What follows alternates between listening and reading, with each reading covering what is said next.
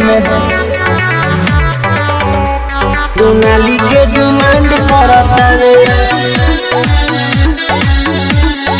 भइल चौहान बाटे सबसे बरान,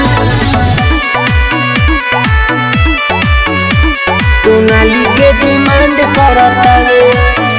अरे देखो ही लोग सलाम करेला, अब चौहान ऐसन काम करेला।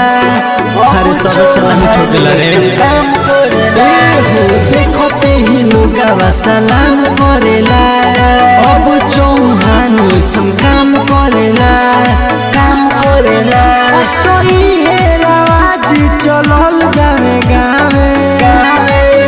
अरे भइल चौहान बाटे सबसे बरांड, दहेज में दुनाली के डिमांड करता रे। इहे बाटे हाला भइल बाटे गावे गावे, दहेज में दुनाली के डिमांड करता रे। दहेज में दुनाली के डिमांड करता रे, दुनाली के डिमांड करता है।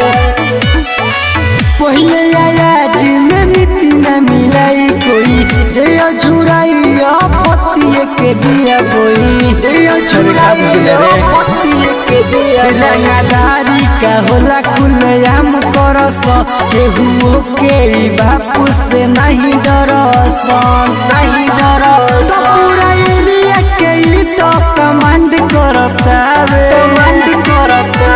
अरे भइल चौहान बाटे सबसे बरांड, दहेज में दुनाली के डिमांड करता रे। इहे बाटे हाला भइल बाटे गावे गावे, दहेज में दुनाली के डिमांड करता रे, डिमांड करता रे। दहेज में दुनाली के डिमांड करता रे, दुनाली के डिमांड करता रे। बोली के मांग भरी भरी संदूक से, नाता जुड़ल बावे खाली बंदूक से। हरे बंदूके करिया रे।